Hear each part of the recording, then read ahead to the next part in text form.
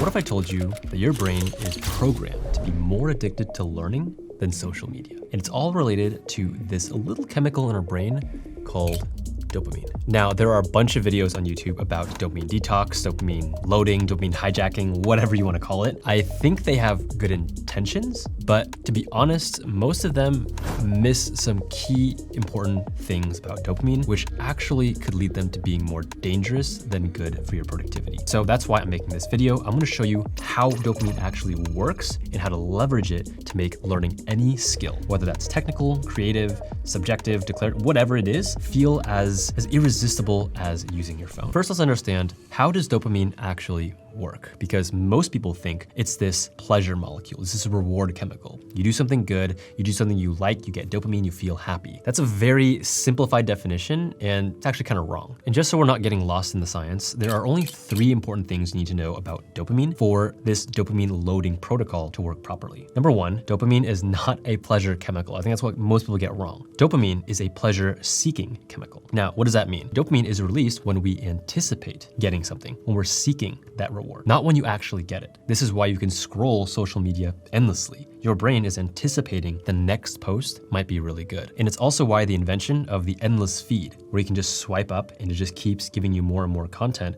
was actually one of the most dangerous things for human psychology. And number 2, dopamine is a neuromodulator, not just a chemical. So neuromodulators are a little bit different than other chemical substances in the body because they alter how our neurons process signals. And what that means is they don't necessarily have a one-to-one action, like it always does the same thing. It changes depending on the amount of dopamine and the condition of the dopamine itself. So dopamine actually regulates multiple different things. It has to do with, probably most importantly for our purposes here, it has to do with motivation, movement, learning. So learning is also very important. We're gonna get to that later. And goals. Goal-directed behavior. It's not just a feel-good pleasure molecule. It's really tightly involved in motivation, learning, and goal-directed behavior, which we're going to explore once we get to the protocol. And final thing that's really important to understand about dopamine, number 3, dopamine is not depleted.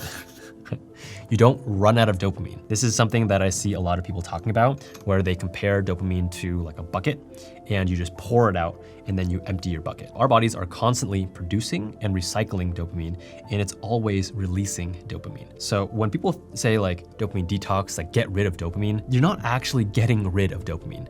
We're just changing the way that dopamine is responding in different parts of our body. So it's not about running out of dopamine or being empty on dopamine. It's about how is the dopamine currently working in our body. In a normal day, you get dopamine spikes for almost everything that you do. Some of the best and what people call healthy releases of dopamine are when we eat food. Right? You anticipate an upcoming meal where you're thinking about, getting Chick-fil-A or In-N-Out or something like that. You also release dopamine with movement and exercise. So going to the gym, going for a run, going rock climbing or something. You also get dopamine from social interactions, talking to people, laughing, bonding, connecting. And last, also very importantly, we release dopamine for novel and curious experiences. So when we're solving problems, when we're learning, when we're making progress, that is going to be rewarding and release dopamine for future occurrences. So understanding these 3 principles here are really important because it allows us to now design a dopamine loading protocol that's actually going to work. So the first way to use dopamine to your advantage is something called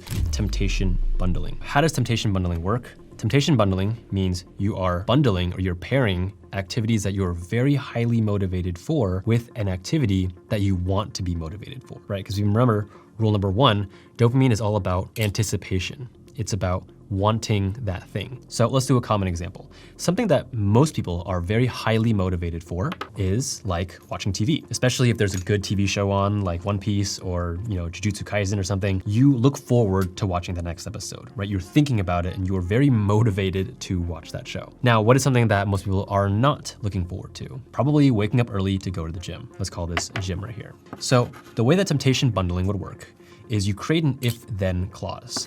You only watch TV if you are at the gym. And that means we can hijack the dopamine from here and move it towards here, right? That way you are motivated to work out so that you can watch TV. So temptation bundling pairs a boring task with a very fun task, and we're stealing the dopamine that we release from the fun thing so that we can use it to also do the boring thing. You can basically hot swap TV here with anything else that you would prefer instead, like playing video games, scrolling social media, and replace the gym with whatever else it is that you need to work on, whether it's writing for YouTube videos, whether it's, doing some strategy, it's studying, it's deep work, anything like that. Now, temptation bundling does have limitations. It can backfire. Imagine if you were on vacation and there was no TV there. So now it's gonna be even harder for you to go to the gym because the dopamine that you rely on to get there is gone. And so you might eventually associate only going to the gym with television, and that is also not a good strategy. I would say temptation bundling is probably like level 1 of the protocol, which actually brings me to strategy number 2, which you can use in situations where you don't want to use temptation bundling. This is called the Premack principle. So the Premack principle states that a person is more likely to perform a less preferred activity if it is followed by the opportunity to engage in something that is more preferred. Basically, the Premack principle would do the opposite here. For example, I am more likely to go to the gym, which is the less preferred activity, if it's followed by the opportunity to do something that's more enjoyable, like watching TV.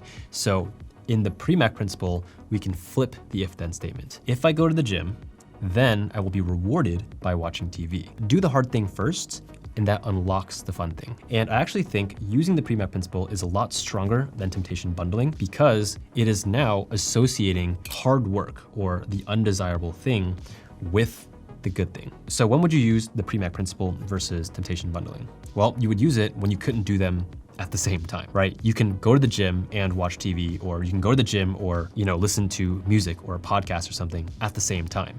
But you couldn't, for example, do deep work while watching TV. And the more that you do it and you keep associating hard work with the possibility to get a reward, that becomes addictive because we release dopamine in anticipation of a reward. And since doing this thing is the anticipation for the reward, we are releasing dopamine as we're doing the hard thing. And that's how it can make doing the hard thing, the deep work, the whatever it is, actually more addicting. Now, there's a way you can use both 1 and 2 here and extract even more dopamine from it. And that is to combine it with number 3 here. I'm just gonna write DG. That stands for delayed gratification. The longer you can delay getting this reward from doing the work, the more dopamine you're going to release. Because as we learned, dopamine is released in anticipation of getting the reward. So the longer you can hold out, the longer you keep building tension, the more and more dopamine you're going to release. All right, so now that we have the 3 strategies for how to use dopamine to our advantage, let's now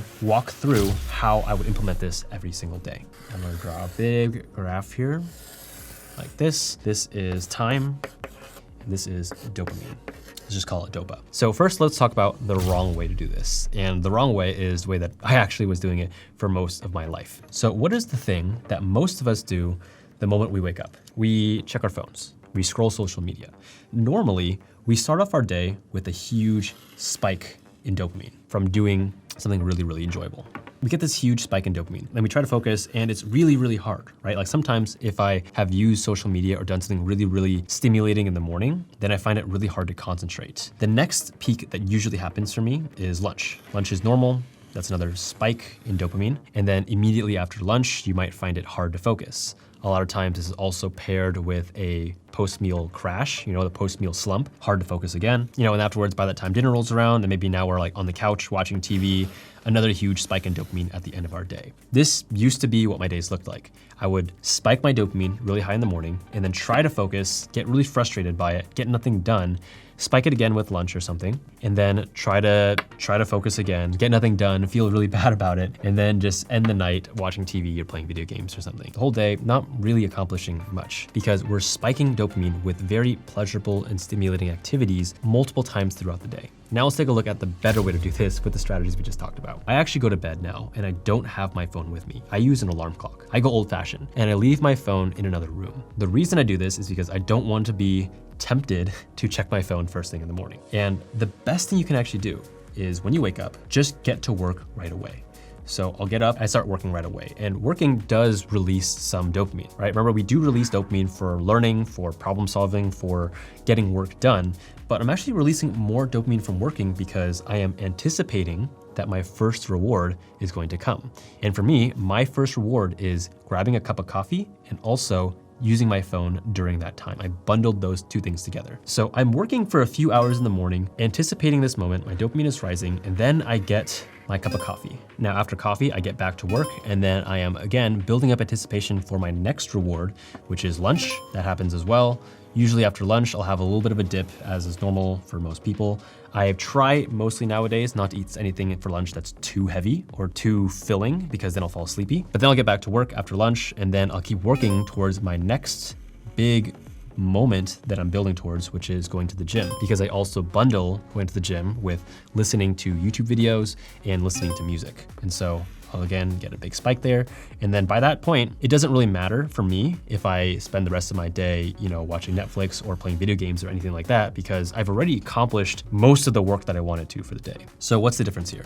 Well, the first difference is that I've spent more time delaying my gratification and getting work done. And then after I get my reward, the slump is not so bad to where I get fully derailed from focus and I keep going, which means I get to work even more and get more stuff done. And then I actually finish off my day doing things that are really enjoyable, really fun, like watching TV, hanging out with my girlfriend, playing video games or something like that. Even though I might not be as productive at night, and sometimes I'll want to keep working because I feel good about how much progress I made. I want to let that snowball keep rolling downhill and just keep going. This is a strategy that I've been using for the last couple years or so, and I've actually found that from doing this, I've actually been able to remove a lot of the cravings that I had for playing video games or watching TV, because I have trained my brain to enjoy and get addicted to learning and making progress and working on things that actually matter to me. If you post a YouTube video that goes viral, if you make your first dollar online, if you start the business you've always wanted to, eventually that becomes rewarding because you're actually hitting the goals that you want to. And so that's actually the cheat code. The more that you use this protocol, the more that you use it, the easier it actually gets because